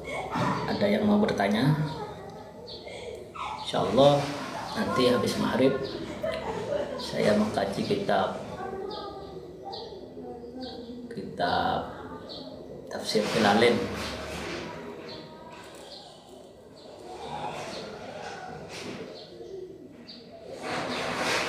Soal apa? Al arwah junud mujnada fima ta'aruf minha iktilaf wa ma tanakaru minha iktilaf. Izin bertanya Gus, berkaitan kitab yang menjelaskan ini Gus, soalnya agak bingung. Ya kamu bingung, saya juga bingung kalau kamu bingung. Kitabnya itu kan gak jelas. Apa itu? Kitab apa itu? Kalau saya jelas, taat bersanad. Ini kaos dari Sidogiri. Mohon maaf Bang, masalah kitab yang itu saya gak paham juga.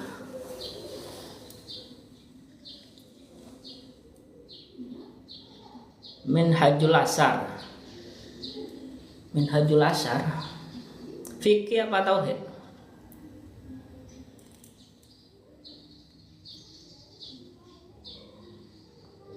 Fikih apa tauhid Mas? Betul.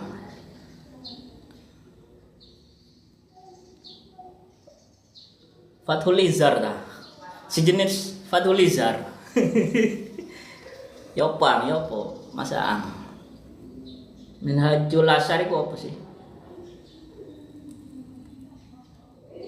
Minhajul Tullab fikih. Enteng sayang, soalnya aku baca terjemahan kitab karangan Nawawi. Kau usah mikir, sudah pinter aku. Kalau itu aku gak tahu, kitabnya saja gak tahu.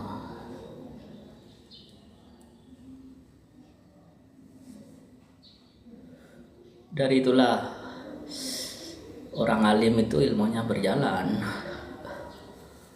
Walaupun meninggal ilmunya berjalan, hidup ya ilmunya berjalan.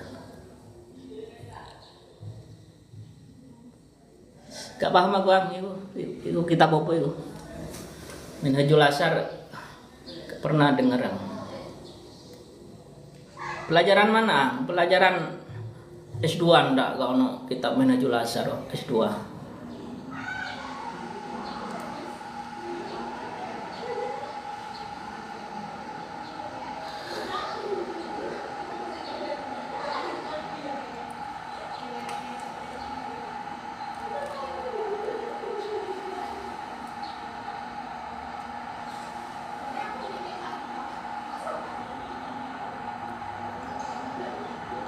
Aang ada di mana sekarang? Mas Aang ono nang ndi?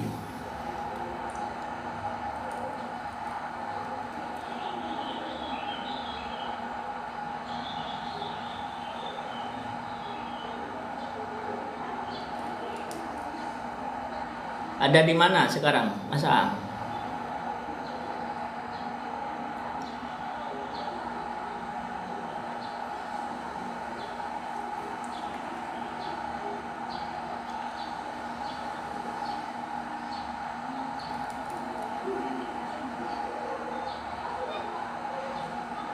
Oh, sambil ngopi. Iya. Dari tadi ngopinya.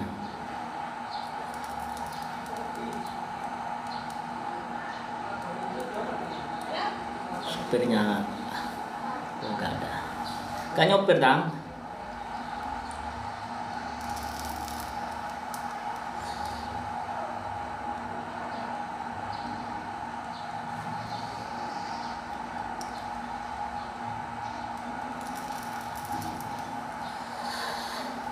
Ini apa? Ngecas sih. Mari nih tak lanjut kajian. Lagi seneng kajiannya.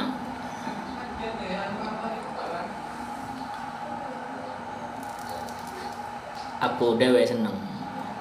Yang liane pakai penonton dari tadi.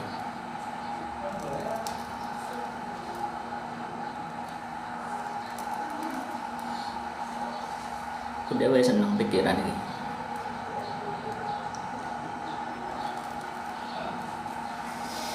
Ngecas HP ente baterai nih.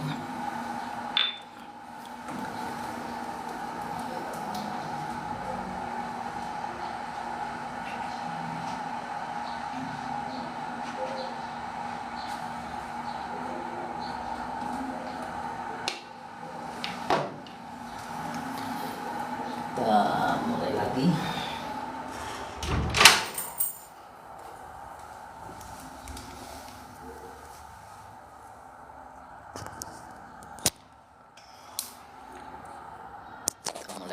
Pakai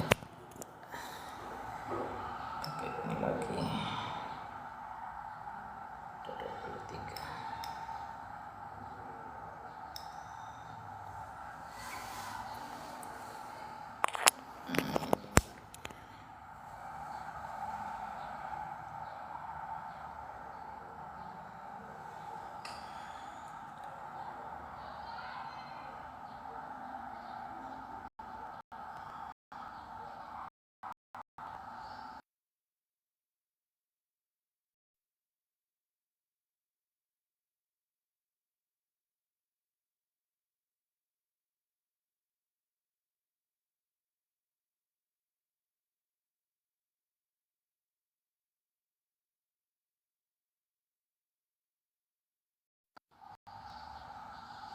Kita mulai lagi. Bacaan Bismillahirrahmanirrahim.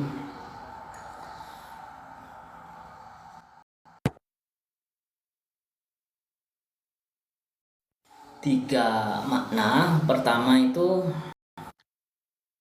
Tuhan yang benar kepada selain Allah walaupun sudah dianggap benar.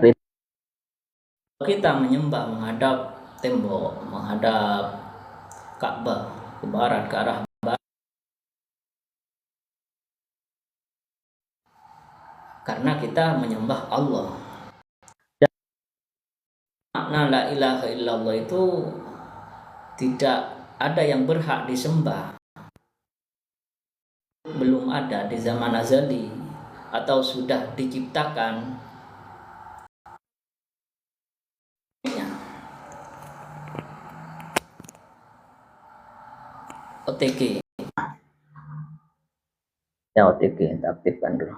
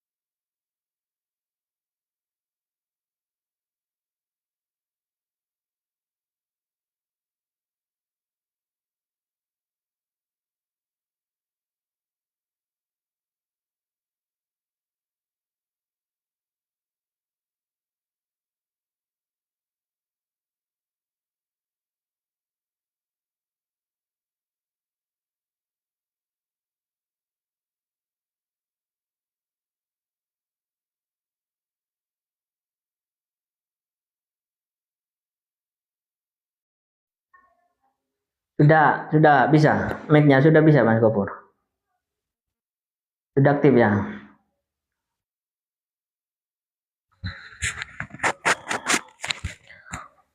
Ya sudah, kita mulai lagi makna yang ketiga.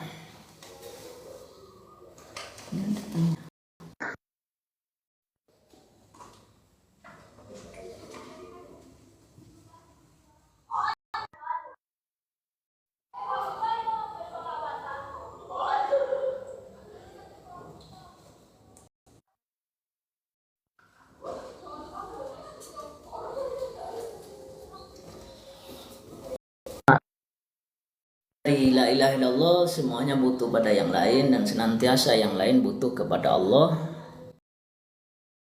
Ketiga makna yang tadi bisa menetapkan sifatnya Allah. Tidak mungkin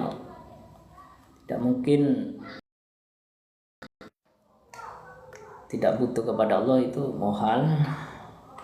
Kalau dan seterusnya istisna, mutasil dan muqta menafikan kalau istisna mutasil itu itu Allah masuk, yang dinafikan Tuhan person Allah yang ditetapkan. Orang la ilaha illallah, la ilaha itu sudah mengatakan Allah Tuhan, karena Tuhan itu Allah juga masuk, tapi selain Allah sudah ditiadakan. Pakai istisna, kata Tuhan dengan Allah beda, maka la ilaha illallah. La ilaha illallah maka akan diucapkan mencakup 50 sifat yang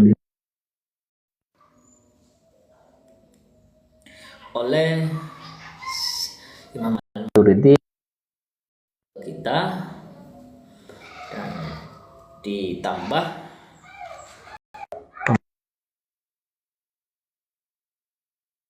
mungkin mentiadakan sifat hidup, sifat iroda, sifat kudroh, karena bersinambung sebab akibat. Kalau sudah realitanya ada, maka ya Allah mempunyai sifat itu. Bisa dirumuskan bahwa keberadaan alam semesta secara menyeluruh adalah baru. Di zaman azali gak ada, baru ada setelah zaman azali. Teori tauhid, teori ilmu yang lain pasti baru. Pakai teori Al-Farabi ya Mas Gofur ya.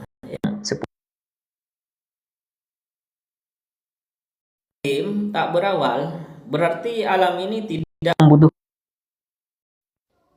Secara logika footnote, tidak ada sesuatu apapun yang untuk menjadi wujud ada dengan dirinya sendiri. Gak ada yang moro-moro ada.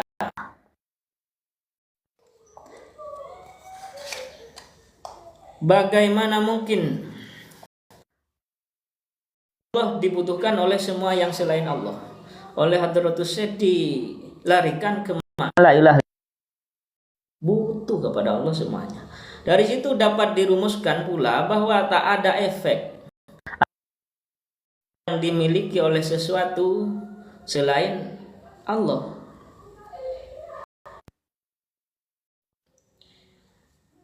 Tak ada yang memiliki, milik Allah semua. Bila tidak, maka tidak butuh kepada Allah.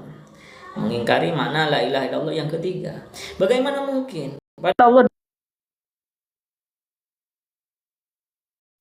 yang ketiga secara mutlak, universal, dan pengertian ini bila Anda katakan bahwa segala sesuatu itu memiliki pengaruh karakteristiknya, tapi tidak mungkin. Bila Anda katakan bahwa sesuatu itu kekuatan yang diletakkan oleh Allah pada sesuatu tersebut, sebagaimana anggapan kebanyakan orang.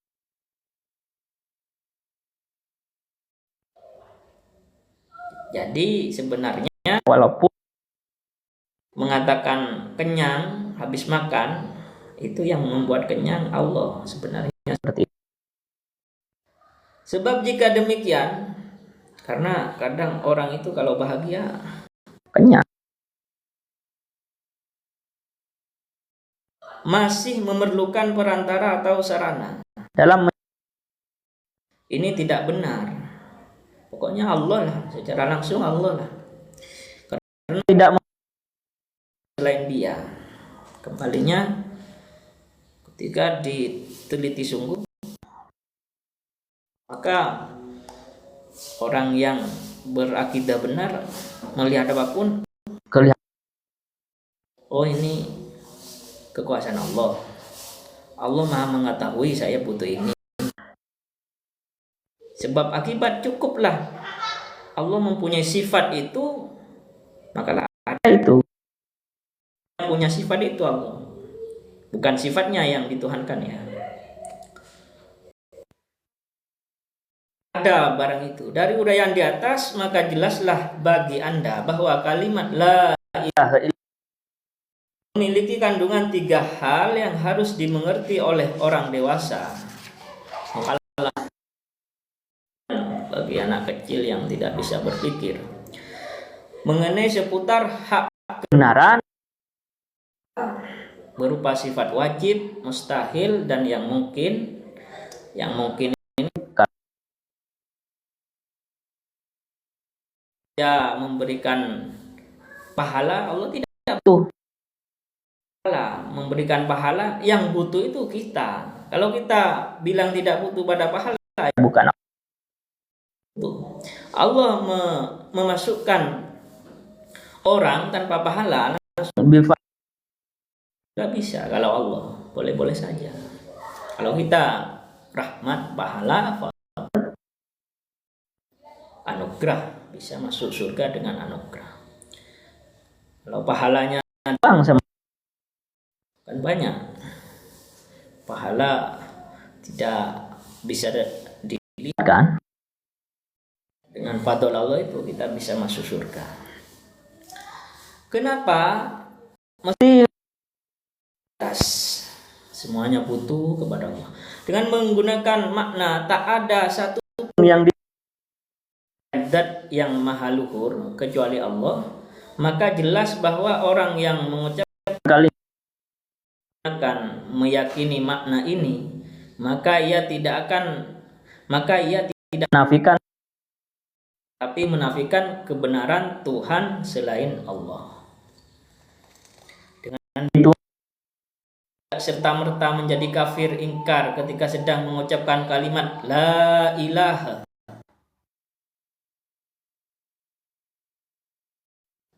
lalu menjadi mukmin setelah mengucapkan kalimat berikutnya ya kecuali Allah. Sebab di situ tiada Tuhan yang lain sudah ditiadakan.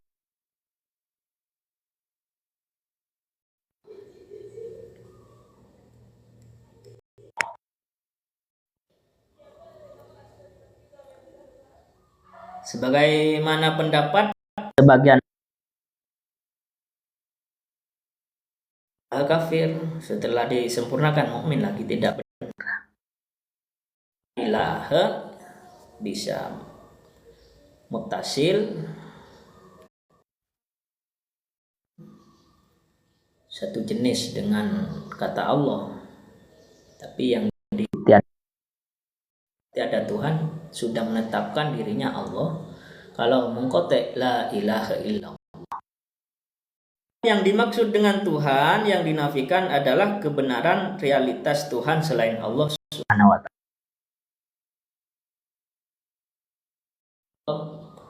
La ilaha sudah kalau orang mukmin sudah menetapkan Allah sebagai Tuhan. Dengan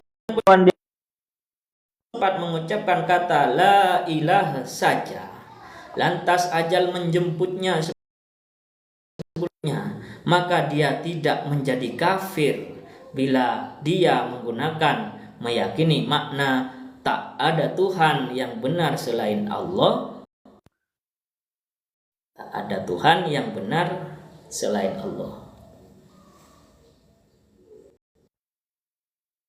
Meskipun demikian orang tersebut belum mengisahkan Allah. La ilaha sudah mengisbatkan Allah sebagai Tuhan, tapi belum mengisahkan. Sebab dia hanya menafikan yang disembah dengan benar, tapi masih belum menetapkan yang disembah dengan benar Allah. Makna yang pertama ya. Mengapa? Sebab kalimat illallah benar kepada Allah saja. Wallahu a'lam bishawab. Kitab karangan Nawawi bin Abdul Jalil. Sekarang syahadat pada sikap. Dari penjelasan di atas bahwa segala yang selain Allah senantiasa kepada Allah, maka jelaslah bahwa seorang makhluk tidak layak congkak, sombong, atau membanggakan amal baik, ketinggian ilmu atau kecerdasan otaknya, meskipun secara lahir.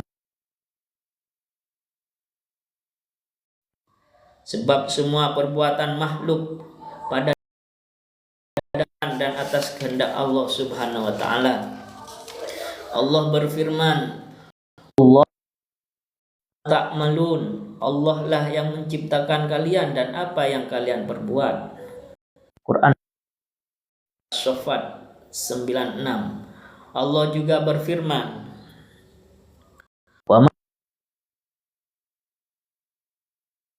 kalian tidak dapat menghendaki untuk menempuh itu bila dikehendaki Allah. Quran surat At-Takwir. Tidak layak pula, ini ketika sudah paham bisa mengamalkan hikmah di balik ayat ini. Tidak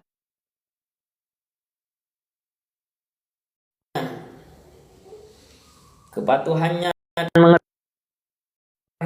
dan meninggalkan larangannya, sebab pada dasarnya dia tidak bisa melakukan kecuali dengan rencana, qada dan takdir Allah. Walaupun kita mengerjakan apapun mengharapkan pahala, sebenarnya itu sudah keinginan kita. Segala urusan adalah dengan rencana dan takdir Allah. Allah berfirman, intillah, katakanlah semuanya datang dari sisi Allah. Quran surah An-Nisa ayat 78. Seorang penyair mengatakan, segala urusan dengan rencana dan takdirnya, takdir dari Allah.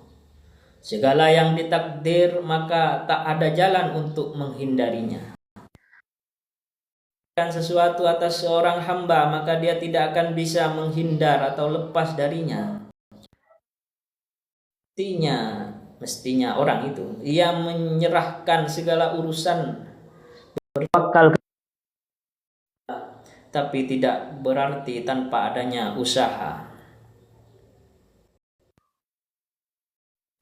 Menceritakan ucapan orang yang beriman, wa ufawwidu amri ilallah, menyerahkan urusanku kepada Allah selagi berusaha.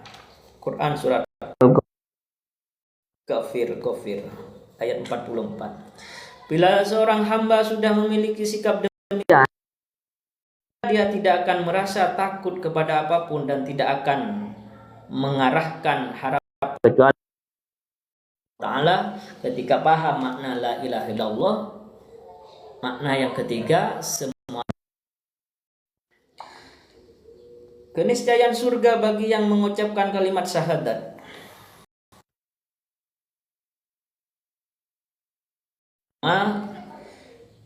Memberi terang surga bagi yang mengucapkan kalimat syahadat. Ketahuilah, orang yang mengucapkan la ilaha illallah dijamin masuk surga dengan catatan dia meyakini maknanya yang tadi ada 3. 1, yang benar kecuali kepada Allah walaupun ritualnya benar, dianggap benar. Dan yang kedua, walaupun gak ada makhluk yang berhak disembah itu Allah, ada makhluk yang berhak disembah Allah. Kalau sudah membahas gak ada makhluk, sesembahan yang lain ada itu. Yang ketiga, maknanya la ilaha illallah itu semuanya butuh kepada Allah. Orang yang mengucapkan kalimat maknanya, maka kalimat itu tidak berarti. Maka harus paham. 3 itu harus paham. La ilaha illallah tidak paham, maka kalimat itu tidak berarti. Sebab ia tidak mengenal siapa Allah yang harus disembahnya itu, Sang Pencipta dengan segala sifat dan fiilnya, aksinya. Maka saya sangat penting menjelaskan makna la ilaha illallah itu. Mengenal Allah, ma'rifat orang mukallaf akil baligh, bahkan merupakan kewajiban pertama. Ibnu Ruslan adalah mengenal Allah dengan penuh keyakinan. Guru saya menukil di kitab Zubat, kalau di kitab Ihya Ulumuddin, pertama kali yang wajib diamalkan oleh orang mukallaf baligh itu ilmu fikih dan ilmu ketakwaan menurut Imam Al-Ghazali. Orang yang menyembah Tuhan sementara ia tidak mengenalnya, munculkan makna sifat-sifat Allah, itu kan paham makna yang ketiga. Maka dia kalau tidak mengerti, dianggap tidak mengenal Tuhan. Tidak mengenal, sebab orang yang menyembah Tuhan sementara ia tidak menyembah sesuatu yang tidak dikenalnya. Ibadahnya semisal salat, zakat dan sebagainya. Allah. Meskipun ia telah melaksanakan salat dengan penuh khusyuk dan khudu, sangat penting paham seperti tadi itu. Hanya kepada Allah. Yang kedua, sekarang waktu ada makhluk, tidak ada makhluk yang berharis dan semuanya butuh kepada Allah, itu penting sekali. Kata guru saya, kalau gak paham itu gak kenal kepada Allah.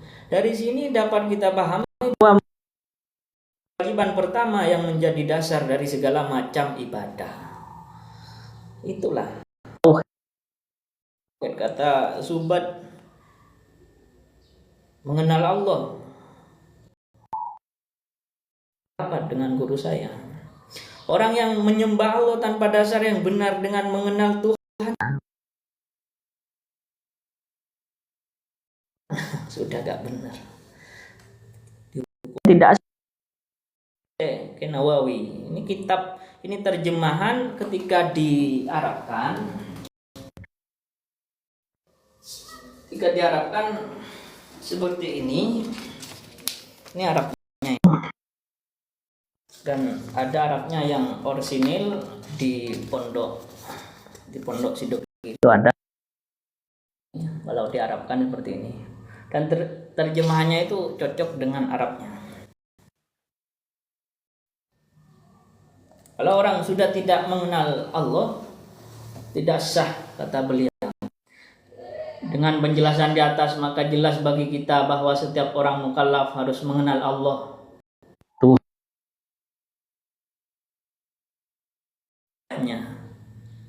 Ia harus mengenal zat Allah. Allah sifatnya, sifat itu bukan zat. Cuman karena butuh semua, Allah mempunyai sifat. Sifat-sifat dan segala fiilnya dan sifat yang 50 itu Al-Asy'ari setelah didalami dalam Quran memang ada itu. Ya harus mengenal zat Allah, sifat-sifat dan segala. Allah sudah menciptakan alam semesta, harus dikenal. Dia harus tahu tidak memiliki batas awal, qadim, dan batas akhir. Berbeda dengan apapun dan siapapun, harus paham. Maha mandiri dan siapapun, Maha Esa, tak ada duanya. Ya juga harus mengenal sifat-sifatnya yang lain, baik yang wajib, yang mustahil, dan yang mungkin jaiz baginya. Semisal mengenal bahwa Allah itu wajib wujud. Wujud saya sudah terangkan, harus dirasa sungguh wujudnya Allah itu. Filsafat hakikat, filsafat aslinya keadaannya. Karena kalau kuliah filsafat kebenaran lah, kebenaran sebenarnya itu dirasakan. Maujud harus merasa ada, Allah itu ada, dirasakan keadaannya itu. Wujud kita mbako digabung dengan la ilaha illallah, asyhadu an la ilaha illallah, asyhadu anna muhammadar rasulullah itu. Semisal mengenal bahwa Allah itu wajib wujud, ada wujudnya itu qadim, kekal, tak ada tanding dan banding, tidak seperti wujud apapun yang selain Allah. Harus pula mengerti bahwa segala perbuatan makhluk diciptakan dan atas kehendak Allah, tidak ada yang boleh-boleh saja, termasuk apa yang kita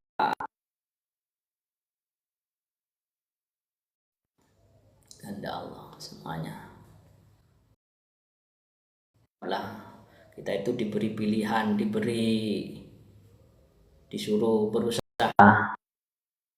kan yang benar, yang jelek ternyata kita jelek, itu larikan kepada diri kita. Kenapa tidak memilih yang baik? Karena Allah itu baik-baik semua pekerjaan Allah. Ya, kamu milih yang jelek, nanti kan ada istighfarnya baik lagi, itu kan kebaikan juga aslinya lah. Baru setelah itu dia harus mengetahui hal-hal yang bisa menjadikan dapat diterima di sisi Tuhannya, ya fikih. Baru ke ilmu fikih, masuk ke untuk mentafsiri, untuk mencari hal-hal fikih. Ayatnya ada semua di Al-Quran. Bab kedua, karena bab la ilaha illallah sudah selesai, yaitu kalimat alhamdulillah.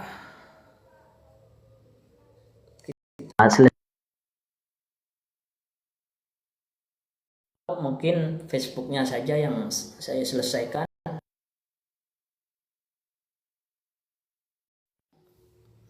Mungkin ada yang mau kita selesaikan semua, karena pembahasan dan kalau dilanjut pembahasan alhamdulillah. Minta masukan ke pemirsa TikTok. Ada satu random, gimana random, dilanjut apa tidak TikToknya, atau Facebook saya selesaikan dulu.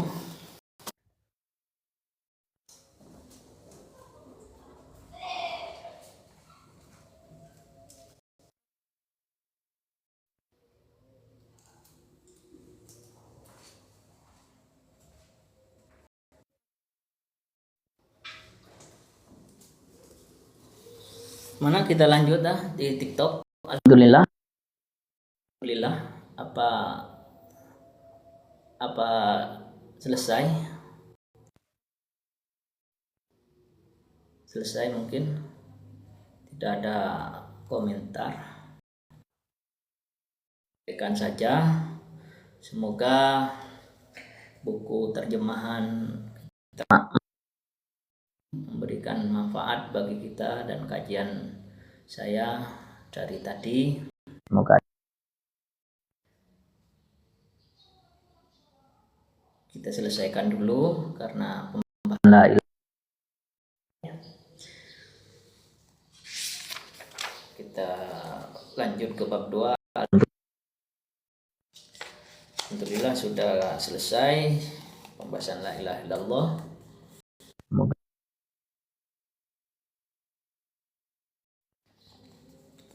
Wabillahi taufiq wal hidayah. Wassalamualaikum warahmatullahi wabarakatuh.